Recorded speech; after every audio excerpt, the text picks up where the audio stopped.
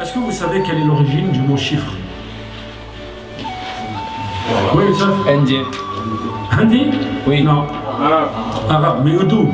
Quel est le mot arabe de... Comment? Non, le mot d'où vient? Sefr. Ça vient de Sefr. Le mot chiffre vient de Sefr. Vous savez d'où vient le mot café? Hein? Tu me kahwa. Kahwa, chez les Arabes, il devenait kahvé chez les Turcs, et le kahvé turc, il devenait café chez les Français. Et ce sont les Turcs qui ont traduit le café en Occident. Est-ce que vous savez d'où vient le mot sucre? Sokar. Est-ce que vous savez d'où vient le mot alcool? من الكحول والكحول جاي من الخمر اللي مذكور سورة الصفات لا غول فيها من العربية. Est-ce que vous savez d'où vient le mot chandelier? Est-ce que vous savez d'où vient le mot amiral? Est-ce que vous savez, il y a 4000 mots. L'amir, il y a 4000 mots. Madrid, Beled el-Mahrib. Il ne faut pas avoir de complexe, les frères. Il ne faut pas avoir de complexe parce que si toi tu es croyant, tu as Allah subhanahu wa ta'ala, le créateur de l'univers, l'éternel qui est avec toi. Beled el-Walid, c'est Valladolid. Quand vous savez ça, vous marchez mais la tête haute. On n'appelle pas les gens à ne pas respecter la loi. Loin de là. Le fait de vivre dans un pays, tu respectes ses lois. Tu respectes les lois, tu respectes le code de la route comme tu respectes les lois de la société. Mais seulement, tu es un citoyen. Tu es un citoyen, on ne va pas te marcher dessus pour... quand on veut monter dans les sondages, on dit que tous les abattoirs sont halal. Mensonge, quel... 4000 mots ou 5000 en espagnol qui sont d'origine arabe. Vous savez quand vous faites l'histoire des mathématiques, les frères? Hein? Al-Jabr, oui. Al-Jabr, c'est la chimie. La chimie, j'ai mis le kimia. L'almanach. Enfin, abricot, j'ai mis le barqouk. Je peux vous citer des centaines de mots en français qui viennent de Alcove, qui viennent de l'arabe. Bon, ça c'est une chose. Mais si vous faites l'histoire des mathématiques, on vous dit qu'au Moyen-Âge, pendant 400 ans, je m'en ai 400 ans, 4 siècles, ton père, toi, ton fils, ton petit-fils, ton petit-petit-fils, tu comptes combien de générations? 400 ans, les chiffres arabes que tu vois là, 1, 2, 3, ça, ce que tu vois là, ont coexisté avec les chiffres romains. Et l'Église excommuniait les gens qui utilisaient les chiffres arabes. Donc vous voyez, ça ne vient pas d'aujourd'hui, ça ne date pas d'aujourd'hui. Excommunié, tu utilises des chiffres arabes, les gens, le maire de Vinci, on dit qu'il a fait des séjours dans l'autre rive. Et les savants avaient compris la facilité d'utiliser les chiffres arabes parce qu'il y a le zéro. Essayez de faire une division avec les chiffres romains, vous n'arriverez pas. Vous n'arriverez pas. Les savants avaient compris la facilité d'utilisation des chiffres arabes. Et l'Église a dit non, vous ne les utilisez pas parce que ça vient des Arabes, ça vient des musulmans. Donc il n'y a pas de quoi avoir, les frères, il n'y a pas de quoi avoir, comme dit Malik Ben Nami, nous avons été colonisés parce que nous étions colonisables. Enfin, allez, je vais parler le langage de la rue, astaghfirullah. Quelqu'un dans le quartier vient, il te frappe, tu ne réagis pas, qu'est-ce qu'il fait? Quand tu viens te frapper, ça va là. Et il te donne un coup, tu lui donnes 2. Il te frappe? C'est la même chose. C'est la même chose, les frères. Je ne dis pas qu'il faut...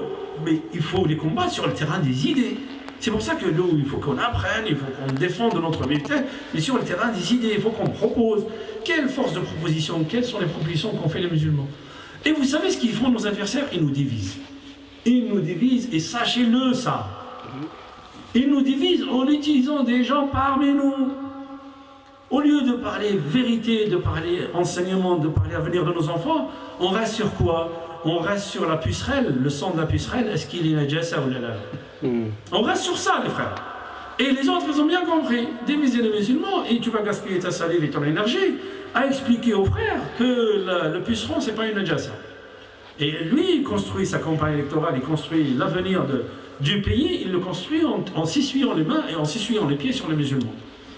Mais quand on parle de l'amr bil ma'ruf wa nahy anil munkar, c'est ça aussi, les frères. Il faut s'élever, subhanallah. Allah subhanahu wa ta'ala, il te dit, il faut s'élever. Wa'iddu lahum, Allah subhanahu wa ta'ala, on l'a dit la semaine dernière. Allah subhanahu wa ta'ala, il dit quoi? Wa'iddu lahum ma stata'tum. D'accord? Donc, préparez-leur ce que vous pouvez. Min quwwatin wa min ribatil khayr. Puissance et ce que vous pouvez. qu'est-ce que ça, qu'il n'y a pas de problème, ne te casse pas la tête. Pourquoi? Parce que toi, tu prépares ça, le reste vient d'Allah. Souvenez-vous, Omar ibn Khattab, quand il a écrit à Saad ibn Abi Waqqas, c'est Ma'arakat al-Qadisiyya. Al-Qadisiyya, c'est une ville en Irak. Qu'est-ce qu'il lui a dit? Il lui a dit, il faut que tu fasses attention au péché. Fais attention au péché, il faut que tu surveilles le péché plus que tu surveilles l'ennemi. Et notre salut, les frères, notre salut, il passe par être, comment dire, probe avec nous-mêmes, probe avec nos valeurs, probe avec ce qu'a dit Allah subhanahu wa ta'ala. Il faut être en adéquation avec ce qu'on dit, ce qu'on lit, ce qu'on fait. Et vous savez, si vous êtes, comme dit Allah subhanahu wa ta'ala, vous êtes sur le droit chemin, certes vous tenez une braise dans votre main, ce qu'on vient de dire tout à l'heure, vous tenez une braise parce que les choses sont difficiles. Mais Allah subhanahu wa ta'ala, ce qu'il vous réserve, c'est... Mais Allah subhanahu wa ta'ala te dit, fais, ne te casse pas la tête. Allah subhanahu wa ta'ala, c'est lui qui gère. Vous imaginez une autre religion qui est attaquée comme l'islam. Elle s'anéantit. Avec tout ce qu'ils disent, tout ce qu'ils font, regardez combien vous êtes. Et nous ne sommes pas seuls, les frères. Hein. Vous allez partout en France, les mosquées sont pleines. Partout. Et ça leur fait peur. Parce que les gens, ils prennent conscience. Simplement. Donc on peut raconter, on peut dire des choses, on peut raconter ce qu'on veut. La vérité, t'inquiète, Allah subhanahu wa ta'ala, il la sort. Ok? On peut raconter ce qu'on veut. Regardez, Karachi. Allez, les islamistes, ils ont tué des... Mais allez dire ça aux familles des victimes. Allez dire aux familles des victimes, les gens qui ont perdu leur père, leurs époux, les femmes qui ont perdu leurs époux, à Karachi, dites-leur c'est les islamistes qui ont tué. Dites-leur. Mais eux, ils savent la vérité. Quand le président il leur dit je viens, il dit non, ne viens pas, c'est pas la peine, tu as assez de mensonges. Voilà la vérité, c'est ça la vérité. Mais ça, nous, il faut qu'on le dise, les frères. On considère qu'on le dise. Qu'est-ce qui va nous arriver? Qu'est-ce qui va nous arriver? C'est un homme chez un homme, subhanallah. Qu'est-ce qui va nous arriver? Qu'est-ce qu'il va en faire? Il va tuer. Et alors, on mourra tous. On mourra tous, là, là. Tous, c'est tout. Arantisi, vous savez ce qu'il a dit Arantisi un jour? Et ils ont dit, vous savez qui c'est Arantisi, non? Oui, Palestine. Ouais, celui qui a remplacé Cheikh Yassine. Vous savez Cheikh Yassine comment il est? Oui, avec un missile. Le gars qui était tétraplégique. C'est que ça veut dire tétraplégique, ça veut dire qu'il est atteint là, il bouge même pas, il ne bouge rien. Voilà. Ils ont envoyé un missile sur lui. Arantisi, ils lui ont dit, t'as pas peur de la mort? Il a dit, vous savez, entre mourir dans mon lit et mourir par un missile israélien, je préfère mourir par un missile israélien. Et il est mort par un missile israélien. De toute façon, vous savez, c'est l'éternité après pour vous, pour nous tous. Mais au moins, si on meurt comme un homme. Tu sais, les gens qui vendent leur religion, qui vendent leurs critères, leurs principes. Regardez, ils ont aucun principe. Hier, subhanallah, des gens qui portent des noms comme les nôtres. Hein? Hier, ils étaient avec ce gouvernement. Aujourd'hui, le vent a tourné. Ils tournent leur veste. Ils passent de l'autre côté. Quel principe ils ont? Et ceux-là, ils viennent nous expliquer notre religion, ils viennent nous expliquer l'islam. Sois cohérent avec toi-même. Et après, ils viennent nous expliquer à nous. Sois cohérent avec toi-même. Ils ne sont même pas cohérents avec eux-mêmes, ils viennent nous expliquer les grands principes, démocratie, ta poche, et démocratie n'est rien du tout. Tu cherches ton poste, tais-toi. La démocratie, les valeurs. Ils parlent de démocratie, c'est eux qui n'appliquent pas la démocratie. C'est eux qui combattent les gens qui veulent dire la vérité. Ils parlent de liberté d'expression. Je peux vous en parler de liberté d'expression. Écrivez un article où vous dites la vérité, envoyez-le au monde. Vous allez voir. Dites la vérité. Moi, j'ai un frère à Marseille qui est élu. Élu sur une liste d'un parti. Bon. À la convention du parti, un journaliste de France 2, il lui dit comment vous êtes arrivé là? Il lui dit, moi, à 7 ans, j'étais au panier à Marseille et c'est un imam qui m'a pris en charge. Et c'est grâce à cet imam que j'ai pu s'ériger ce chemin, qu'aujourd'hui je suis élu et il est docteur. Grâce à cet imam. Il m'a dit, tu crois qu'il l'a fait passer? Il m'a dit, je savais que ça ne passerait pas. Ça passe pas, bien sûr. Mais une grosse barre où il jette le code civil par terre, ça, tu vas passer sur toutes les chaînes. Hein. Ouais. Mais à la limite, tu sais, si tu mets une barre, il te paye. Tu te donne de l'argent, tu mets une barre, tu appuies sur le code civil, on te passe à la télé. Mais on te paye. Et il y a des gens qui sont payés pour ça. Si vous ne le savez pas, je vous le dis. Il y a des gens qui sont payés pour cracher sur le code civil, comme si, en étant musulman, on doit cracher sur le code civil. Qui est ici qui a dit ça? Subhanallah. On veut nous faire, absolument, on veut nous faire s'habiller des habits qui ne nous vont pas.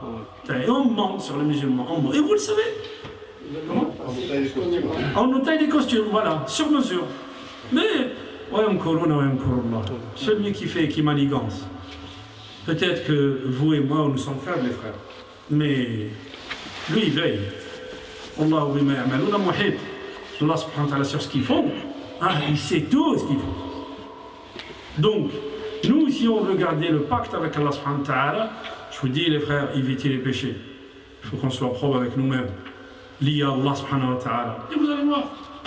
Allah subhanahu wa ta'ala, ne vous inquiétez pas. Et n'ayez pas peur. Din hada, cette religion, elle n'appartient ni à vous, ni à moi, ni à personne, les frères. À personne. Elle appartient à Allah subhanahu wa ta'ala. Parce que si ça appartenait à quelqu'un d'autre, ça fait longtemps qu'elle a disparu. Mais ils peuvent faire dire ce qu'ils veulent. Allah subhanahu wa ta'ala tous les jours. Les statistiques officielles en Allemagne, ils disent que tous les mois, il y a entre 400 et 600 Allemands de souche qui deviennent musulmans. Officiel, c'est pas entre 500 et 600 musulmans, 600 Allemands de souche qui deviennent musulmans. Quand dans l'année, combien ça fait? T'inquiète pas, tu es sur le droit chemin, c'est tout. Mais lisez le Coran, prenez les leçons du Coran. La semaine prochaine, Inch'Allah, on finira les hadiths, mais on parlera de l'histoire on prendra des messages de ce qu'Allah subhanahu wa ta'ala nous apprend à travers le qasas al-Qur'an. Pourquoi Allah subhanahu wa ta'ala nous parle de Adam, il nous parle de Nuh, pourquoi Allah subhanahu wa ta'ala nous parle de Moussa, pourquoi Allah subhanahu wa ta'ala nous parle de Isa, il nous parle d'Ibrahim, les épreuves d'Ibrahim, les épreuves de Nuh. Imaginez, 950 ans, le gars quand il va mourir, il prend son fils comme ça, il lui dit, tu vois celui-là, ouais, celui-là c'est un égaré, attention tu le suis, celui-là c'est un fou, celui-là c'est un sorcier, celui-là c'est un menteur, celui-là, comme ça, devant, et il s'en va. Des générations sont mortes, et Nuh, il continue son message pour les gens, il continue. Jamais il s'est arrêté. 950 ans. Allah subhanahu wa ta'ala, à un moment donné, lui dit, ces gens-là, c'est fini. Alors construis un bateau, et après moi je m'occupe d'eux. Et voilà, c'est tout les frères. On revient à Allah quand il y a un tsunami. Quand il y a un tsunami, on pense que, peut-être qu'il y a une main divine. Peut-être, ouais. C'est plus la nature, hein? C'est Allah subhanahu wa ta'ala. N'ayez aucune crainte, les frères. اللهم اتم النور يريدون ان يطفئوا نور الله بافواههم والله متم النور